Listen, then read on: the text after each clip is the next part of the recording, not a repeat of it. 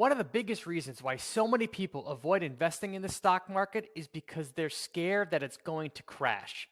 If you study market history, you see that market crashes actually happen on a semi regular basis, and you can bet that they're going to happen again.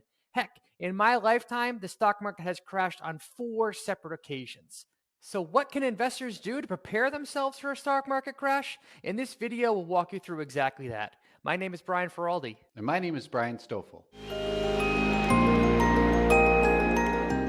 Thanks to Quarter for sponsoring today's video. All right, Brian, walk us through it. How should we as investors prepare for a market crash? Well, we can't just prepare one way. We've got to prepare and cover all of our bases. That means we need to intellectually prepare. We need to emotionally prepare.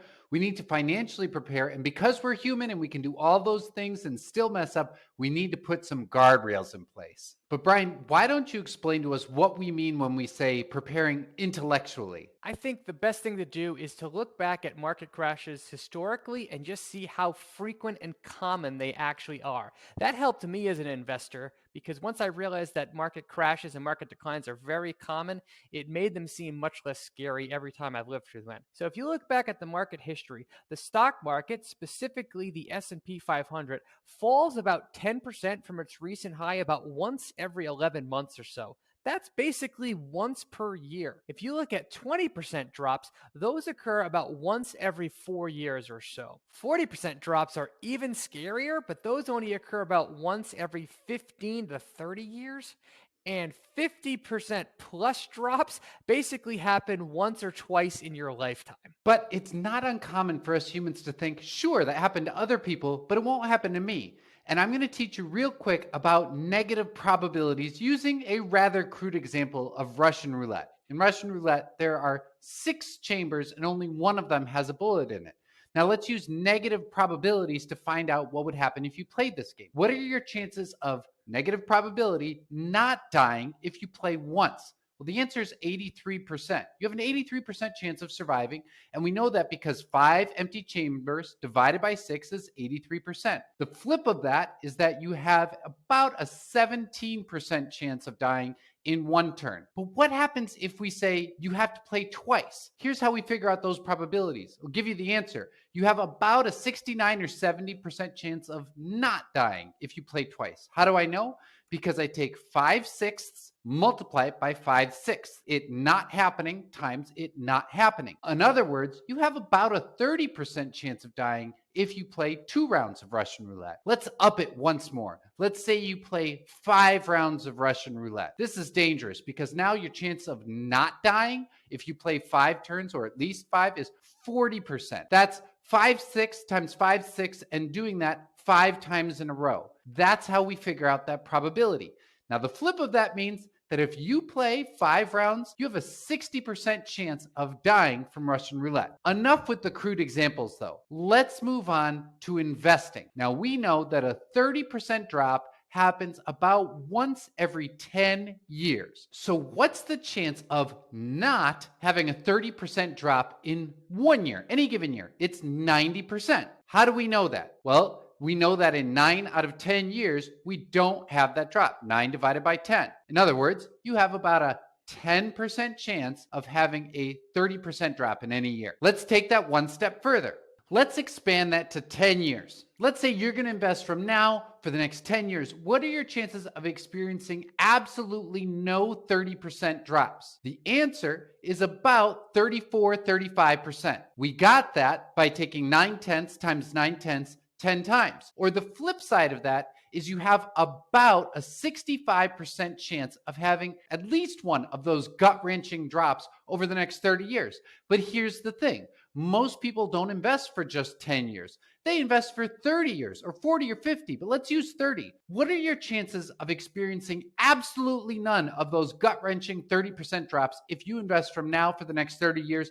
The sobering answer is you have a 4% chance of surviving without experiencing that. In other words, you have a 95 to 96% chance of experiencing this. It is all but guaranteed. Knowing because of negative probabilities how guaranteed this is It behooves us to prepare. All right, Brian. So that number clearly shows the longer we invest, the higher the percentage chances that we're going to experience a gut wrenching drop in our portfolio. The numbers clearly show that. So, what should we do to prepare emotionally? Well, my number one suggestion is to go back and read the headlines from the times when the market was crashing, because that gives you insight into how people were feeling in the moment. And that's what matters most, what it's like in the moment. Here's what Time magazine looked like in 1987, which was right after the biggest one day drop in stock market history. It was a wild week on Wall Street, and people were freaking out. More recently, during the Great Recession, it seemed like crisis after crisis. The stock market was going down.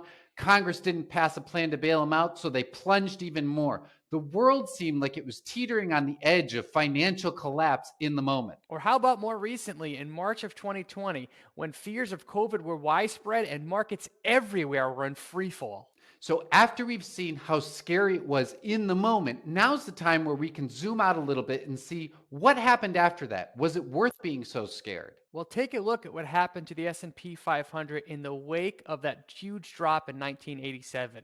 The stock market was back to all-time highs within about 16 months, and within 5 years, investors were up 47% if they just held throughout that period. If we go back to the Great Recession, even if you bought in before the market started free falling in mid 2008, you were made whole about 2 years later. And if you held for the next 5 years, again, 40% returns from the S&P 500. Or what about more recently in the free fall of March of 2020? If you just held throughout the entire downturn, you were made whole within a matter of months, and the stock market then went on to set new high after new high.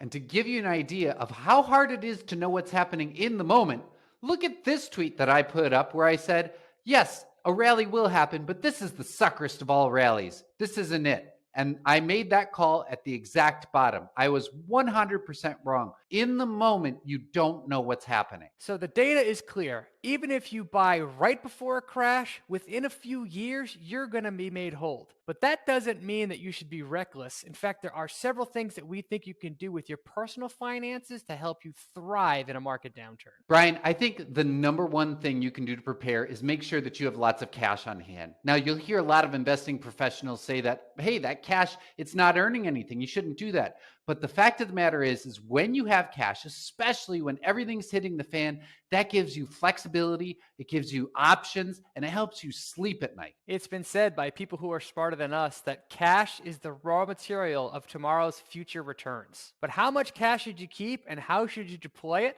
Our friend Morgan Housel created this great table that shows how he is going to deploy his cash in the event of a market crash. For every $1,000 that he has set aside, he has a preset amount that he invests in the market mechanically based on how far it's fallen from its recent high. For example, if the market falls 15%, he invests $220 of that theoretical $1,000. If it then goes on to fall to 20%, he invests $300. I love this kind of thinking. You're thinking and planning ahead of time about what you're going to do with your cash, so that way you don't have to make any decisions in the moment. Now, to highlight his point, what Morgan did was he said, if you went back to 2004 and didn't invest, and then once the Great Recession hit, that's when you put money into the market, he showed that by 2013, you'd actually be doing much better, even though cash was just sitting in your bank account that whole time. Now, we're not saying that's what you should do because you can't predict the future, but it is worth keeping something on the side so that you can take advantage of such situations. Having cash on the sidelines definitely helps, but I think it's also a fantastic idea when times are good to focus on paying down your debt. And when I see paying down your debt, I mean all of it. Credit card debt, car loans, student loans. Basically, take as much debt out of your life as you can. When markets are crashing and your emotions are on the line, it's hard enough to think straight. If you have a mountain of debt hanging over your head, that just makes it so much worse. And one final thing we'd like to say is that if you can build multiple streams of income, you're making yourself more anti-fragile. You're making yourself have to worry less about where money's going to come from if times get tough because you've developed multiple streams to be able to support yourself and your family. Before we talk about the final way that you can prepare for a market crash, we wanted to give a shout out to Quarter. With Quarter, you get frictionless access to conference calls, investor presentations, transcripts, and earnings reports from markets all around the world straight to your pocket for no cost. Quarter's mission is to make every interaction between companies and investors meaningful. The first step in this journey is to let users interact with the company's content while they are listening. It's a really cool new feature they just rolled out. If you're interested in giving Quarter a try for free, visit the App Store of your choice today and download it. That's QUARTR. Thanks, Quarter, for sponsoring the video. All right, Brian, let's talk about the final way that we think investors can prepare for a market crash, and that's by setting up some guardrails for themselves. What do we mean by that? Well, what we mean is that you can do all the preparation in the world that we've already talked about. But again, once you're in the moment, it's hard to make these choices. So set these up beforehand. Things like a 48-hour cool down period between when you might freak out about needing to sell something because the market's dipping and waiting to let 48 hours pass before you actually hit that sell button. You know, Brian, since me and you are contractors for the Motley Fool, we have a 48-hour cooldown period forced upon us. We can't transact on any stock if we mention it publicly in any way. And I think that it really helps both of us. Absolutely. That single rule has probably saved me more money than anything else, unintentionally. Another type of guardrail that can really go a long way to help you during a market crash is a great community. Join Twitter, join the Motley Fool, join Microcap Club. Find other investors who share your investing philosophy that you can talk to when things are not going well. A good community is worth its weight in gold. So really take the time to cultivate that ahead of time so that you have people that you can lean on and trust when you have an itchy trigger finger to sell. Finally, it's really important to remember why we invest in the first place. There is nothing that should be in the stock market, no money that you need in the next 3 to 5 years. For most people, this is to pay for things like college or retirement.